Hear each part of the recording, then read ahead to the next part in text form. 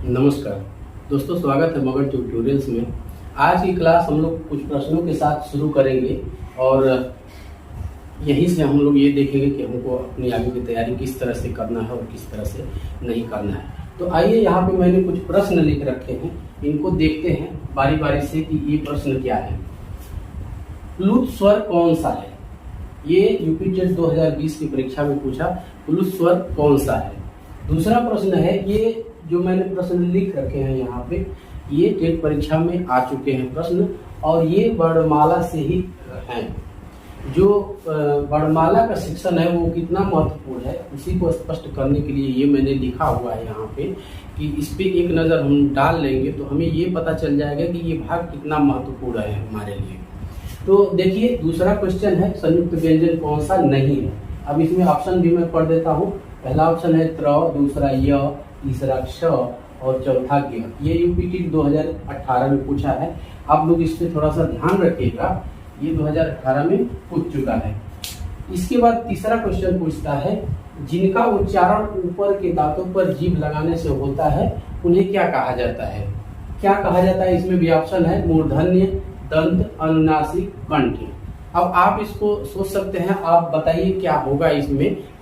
चौथा क्वेश्चन ये है, ऊष्म व्यंजन कौन से हैं? इसमें भी ऑप्शन दे रखा है। पहला है जो च, छ, ज, दूसरा है स, स, तीसरा है अ, ब, स और चौथा ऑप्शन है य, र और ल। पांचवा क्वेश्चन भी मैं पढ़ देता हूँ। ये हिंदी भाषा में कुल कितनी बोलियां हैं? ये 2017 यूपी टेट में पूछ चुका है। अब ये मैं यहाँ पे थोड़ा सा मार्क करना चाहूंगा कि देखिए, ये 2018 में ये सवाल भी वर्णमाला से पूछा। ये तीसरा वाला प्रश्न भी 2018 का ही है, आप मॉडल पेपर उठा के दे सकते हैं। और चौथा प्रश्न भी ये 2018 में ही ये पूछा है। तो आप हम लोग यहाँ पे ये देख रहे हैं कि एक ही पेपर में, एक ही साल के पेपर में ये वर्णमाला से तीन क्वेश्चन पूछ चुका है। तो हम ये सहज अंदाजा लगा सकते हैं कि ये भाग जो है ये कितना महत्वपूर्ण है हमारे लिए। तो आज की चर्चा जो है हम लोग इन्हीं बातों पे करेंगे।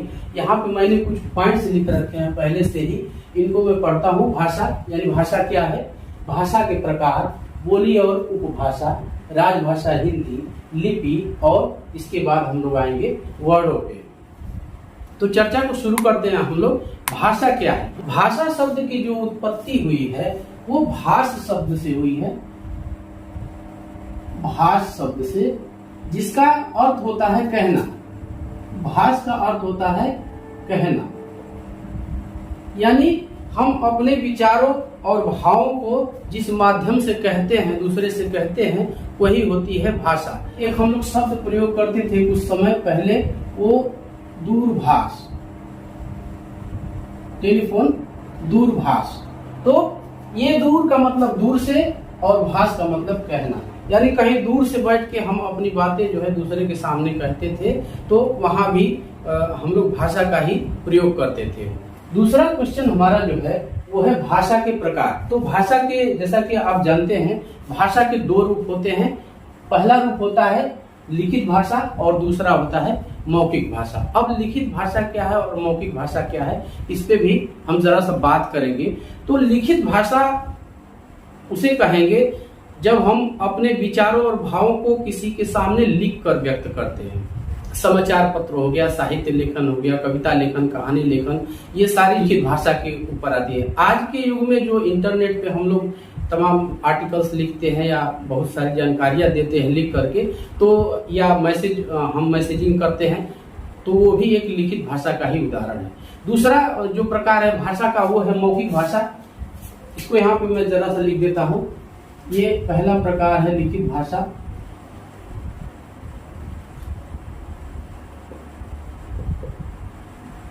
दूसरा है, यहीं पे मैं लिख देता हूँ, मौखिक भाषा।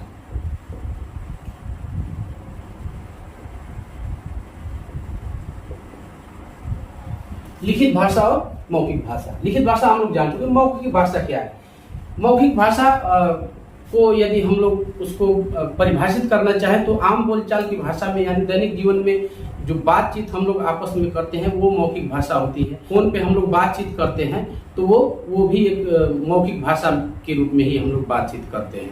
अगला जो पॉइंट हमारा बोली तथा उपभाषा। बोली पहले कहते किसे हैं ये हमें जानना होगा, बोली किसे कहा जाता है। तो भाषा का जो क्षेत्रीय रूप होता है उसे ही हम लोग बोली कहते हैं।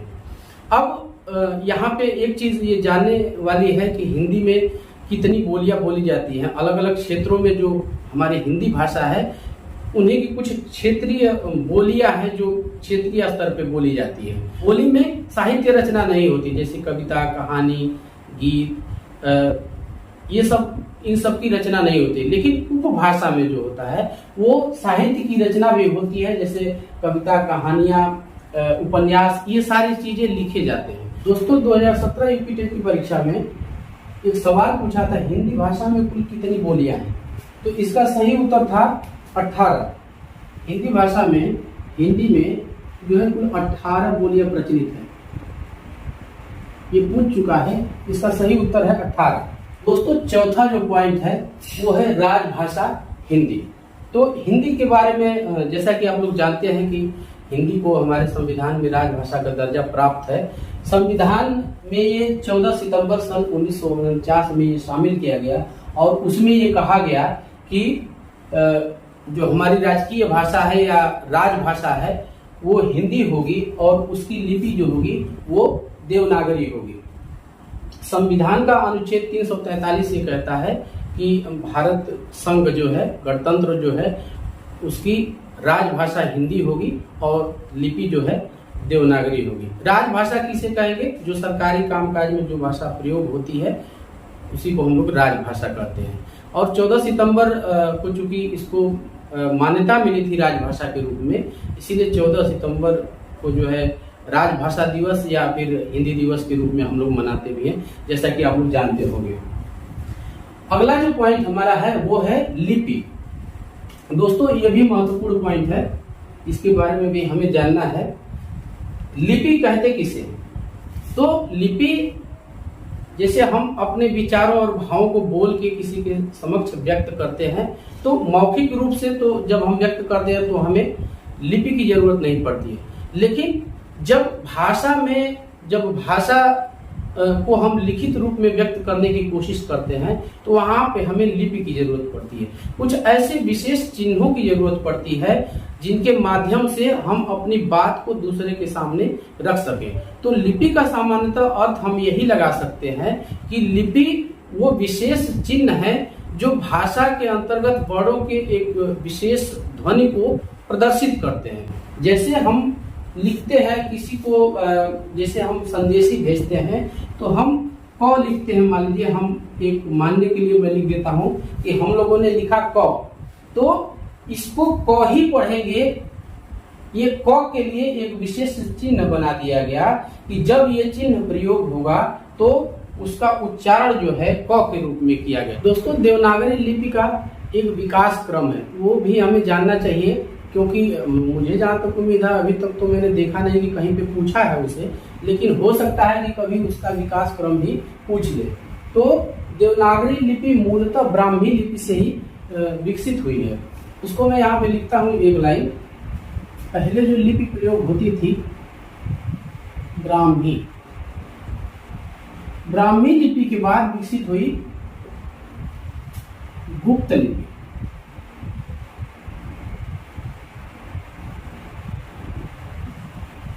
गुप्त लिपि के बाद कुटिल लिपि का प्रयोग होने लगा। कुटिल लिपि, कुटिल लिपि विकसित होते हुए प्राचीन नागरी लिपि बनी। ये महत्वपूर्ण है कि इस लिपि के बारे में हम लोग जाने। प्राचीन नागरी लिपि और अंततः प्राचीन नागरी लिपि विकसित होते हुए और ये लगभग 16वीं शताब्दी में ये देवनागरी लिपि बनी।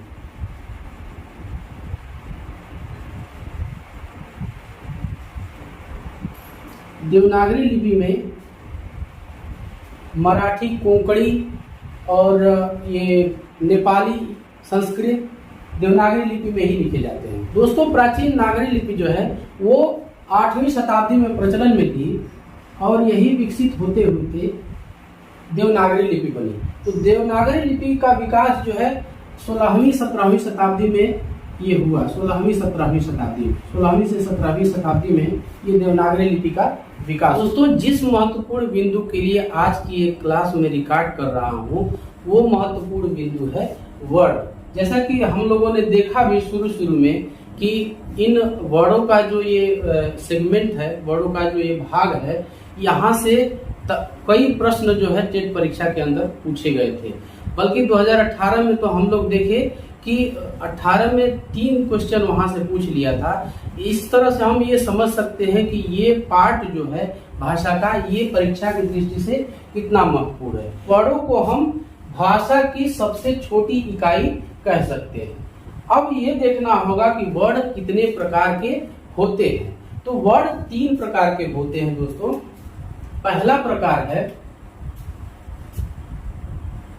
स्वर, दूसरा है व्यंजन, तीसरा जो है वो है उसको हम लोग कहते हैं अयोगवाह।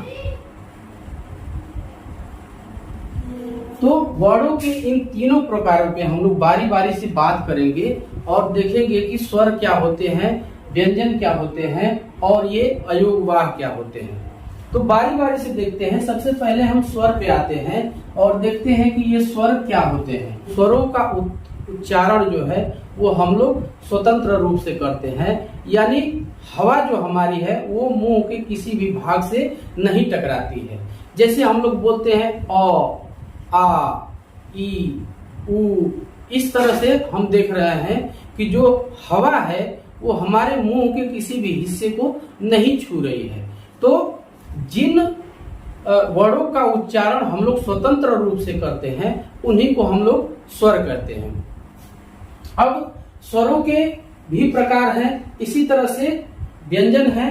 व्यंजन को यदि हम लोग परिभाषित करें तो व्यंजन हम लोग उसे कहते हैं जिनका उच्चारण करने के लिए हम लोग स्वरों की सहायता लेते हैं और स्वरों की सहायता के साथ साथ जो श्वास से निकलने वाली हवा है वो हमारे मुंह के किसी न किसी भाग को स्पर्श करती है।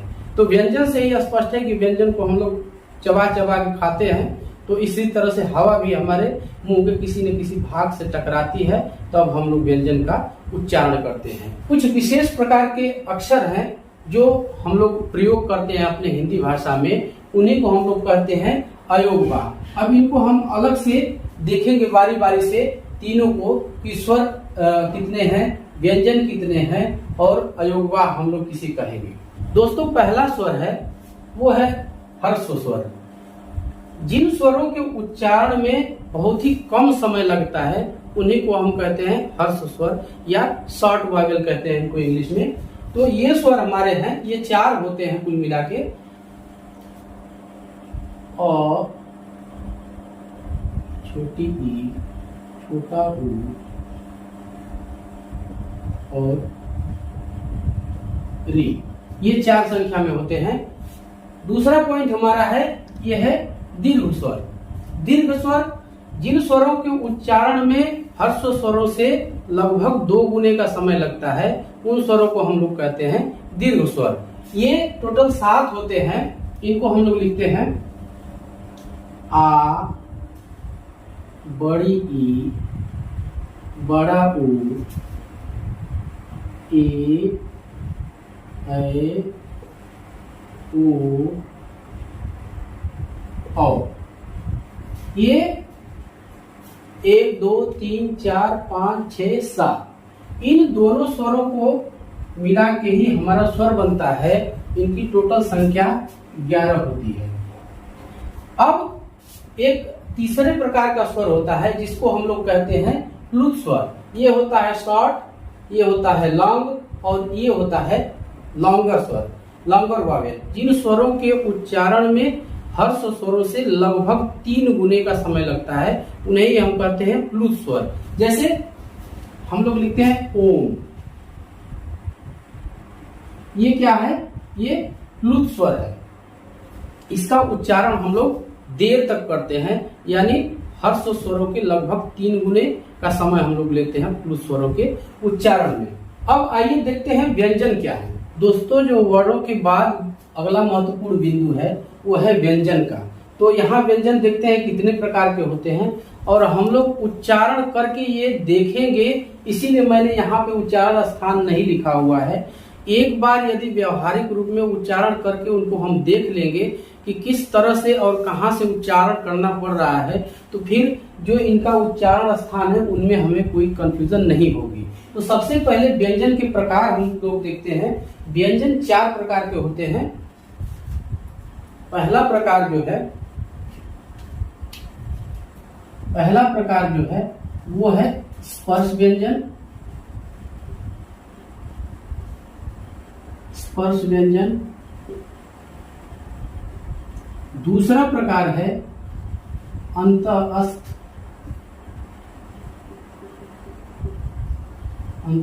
व्यंजन।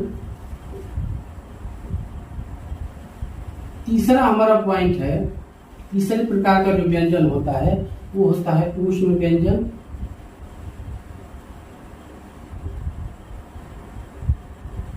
और चौथा और आखिरी हमारा पॉइंट है वो है संयुक्त व्यंजन।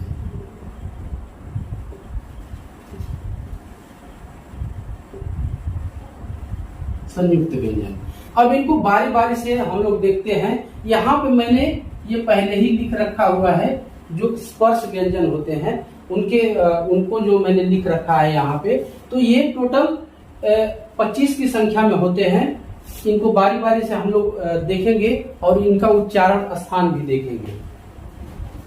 तो पहले हम लोग इनको उच्चारित करते हैं, इसके बाद मैं आपको बताऊंगा कि ये उच्चारण स्थान को हम किस नाम से जानते हैं।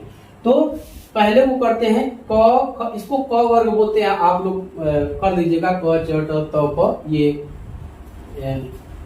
मैं एक लिख देता हूँ क वर्ग। इसी तरह से ख वर्ग, ट वर्ग, त वर्ग और प वर्ग, इस तरह से ये च वर्ग, ट वर्ग, त वर्ग और प वर्ग होता है। तो ये चीज आप लोग लिख लीजिएगा। मेन जो प्रश्न पूछता है, जो महत्वपूर्ण है टेट परीक्षा की दृष्टि से, वो ये है उच्चारण स्थान पे ही प्रश्न आते हैं। जैसा कि मैंने यहाँ पे वीडियो के शुरू में ही बताया था कि किस तरह से प्रश्न उसमें से पूछे गए हैं। तो इसका उच्चारण हम लोग पहले करते हैं क, ख, ग, घ, अंग। तो हम लोग देख रहे हैं कि बिल्कुल अंदर से जो हमारा गला है, जो हमारा कंठ है, वहां से साउंड आ रहा है। तो इसको हम जो उच्चारण स्थान इसका जो होता है वो हम लिखते हैं कंठ। इसका उच्चारण स्थान कंठ। एक बार फिर बोलते हैं क, ख, ग, घ। इस तरह से हम लोग देख पा रहे हैं कि जो इसका उच्चारण है वो हम लोग बिल्कुल अपने जो हमारा लैरिंग्स है, जो स्वर यंत्र है, उससे हम लोग कर रहे हैं। तो इसका उच्चारण स्थान कंठ हो गया। अब इसको भी हम लोग उच्चारित करके देखते हैं कि कहाँ से आवाज आती है। च, छ, ज, झ, य। च यानी हमारी जीभ जो है वो तालू से सट रही है। आप लोग भी इसकी कोशिश कीजिएगा। इसीलिए इनको हम कहते हैं, इनका उच्चारण स्थान तालु। तालु जो हमारे मुंह का अंदर का हिस्सा होता है, जो ये ऊपर का, इसको हम लोग तालु बोलते हैं। और च, छ, ज, झ बोलते हैं तो हमारी जीभ जो है तालु से सट जाती है। तो इनका उच्चारण स्थान तालु होता है। अब इसको उच्चारित करते हैं ट, ठ, ड, ढ, ड़। तो इनको हम मूर्धन्य कहते हैं, क्योंकि जो बिल्कुल जीभ का जो शुरू का भाग होता है, जो प्रारंभ का भाग होता है जीभ का, उसको हम लोग मूर्धा बोलते हैं। और इन वर्णों का उच्चारण वहीं से करते हैं, इसलिए हम उनको कहते हैं, इनके उच्चारण स्थान को मूर्धा, मूर्धन्य भी बोल सकते हैं, मूर्धा। इसमें प्रश्न भी पूछा हुआ है। अगला जो है त, थ, द, ध, न। आप बोल के देखिए, आराम से समझ जाएंगे कि इनका उच्चारण करने के लिए हमको दांतों का सहारा लेना पड़ रहा है, इसलिए इनको हम कहते हैं दंत। और स्पर्श व्यंजन में जो आखिरी वर्ण है प, फ, ब, भ, म, तो इनका जब उच्चारण हम लोग करेंगे तो हम देखेंगे कि अपने होठों का प्रयोग हम लोग कर रहे हैं, इसीलिए इनका उच्चारण हो जाएगा उष्ठ। दोस्तों ये तो हो गए, ये स्पर्श व्यंजन कहे जाते हैं। दूसरा व्यंजन का हमारा जो है प्रकार वो है अंतःस्थ व्यंजन। तो इनको मैं यहीं पे कर देता हूं।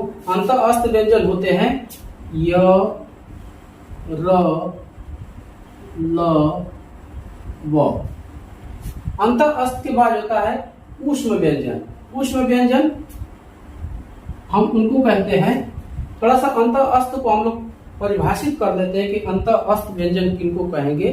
तो अंतःस्थ व्यंजन वो व्यंजन होते हैं जिसमें हवा जो है मुंह के किसी भी भाग को स्पष्ट रूप से स्पर्श नहीं करती है।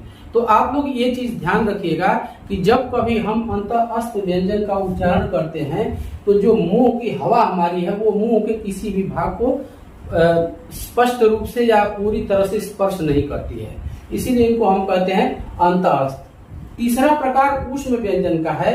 जिन व्यंजनों का उच्चारण करते समय मुंह से गर्म हवा निकलती है उनको हम कहते हैं ऊष्म व्यंजन। ये भी 4 होते हैं, ये हैं स, स और ह। ये ऊष्म व्यंजन होते हैं। और आखिरी हमारा है पॉइंट चौथा, संयुक्त व्यंजन। यानी इनको वास्तव में हम व्यंजन मानते ही नहीं है। हिंदी वर्णमाला में मूलतः व्यंजन 33 ही है, 33, और 11 स्वर होते हैं जो कि पहले हम लोग देख चुके हैं।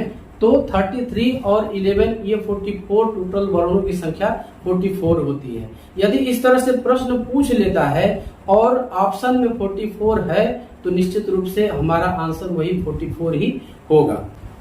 तो यहाँ पे क्या है, ऊष्म व्यंजन हमने देख लिया। संयुक्त व्यंजन देखते हैं। संयुक्त व्यंजन का मतलब ये दो व्यंजनों से मिलके बने होते हैं। तो संयुक्त व्यंजन में क्या आएंगे, श, त्र और ज्ञ। इनको हम संयुक्त व्यंजन कहते हैं। जो क्ष है वो आधा क और श इससे मिलके बना होता है, आधा त और र से मिलके त्र बनता है, और आधा ग और ज से मिलके ये ज्ञ बनता है, इसलिए हम इनको कहते हैं संयुक्त व्यंजन। दोस्तों इस तरह से हम लोगों ने स्वर और व्यंजन देखा। अब जो तीसरा हमारा महत्वपूर्ण पॉइंट है, जो वर्डों का हमने भाग किया था, उसमें था अयोगवा। तो इसको मिटाते हैं और देखते हैं जरा सा कि अयोगवा हम किन्हें कहेंगे। दोस्तों जो वर्डों का तीसरा प्रकार हमने देखा था उसको हम लोग अयोगवा कहते हैं। अब यहाँ पे देख लेते हैं अयोगवा। इसका शाब्दिक अर्थ है योग न होने पर भी साथ में रहे।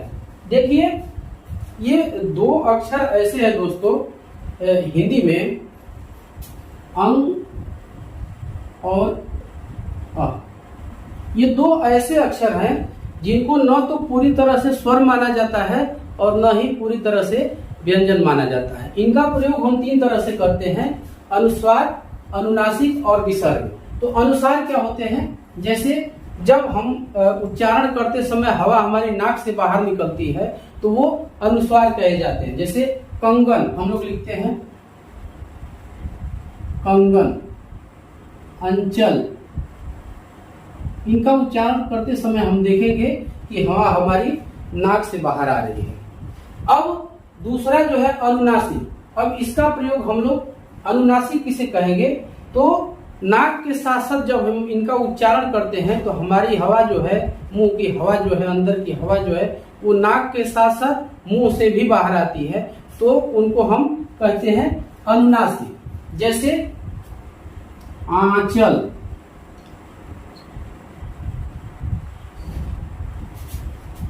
चांद, ये चंद्रवृद्धि के रूप में प्रयोग होता है। और फिर इसके बाद है विसर्ग। विसर्ग का जो उच्चारण होता है, जो ध्वनि होती है, वो ह के समान किया जाता है।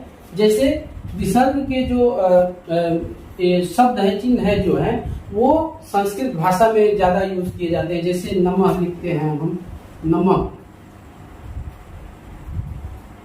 एक आदि ऐसे जो शब्द हम लोग लिखते हैं तो वहां पे इन अयोगवाह का प्रयोग किया जाता है। तो दोस्तों इस तरह से हम लोगों ने देखा। एक और ध्वनि है, एक और तरह के वर्ण होते हैं, उनको भी देख लेते हैं हम लोग। ये है उत्क्षिप्त व्यंजन। यहाँ करते हैं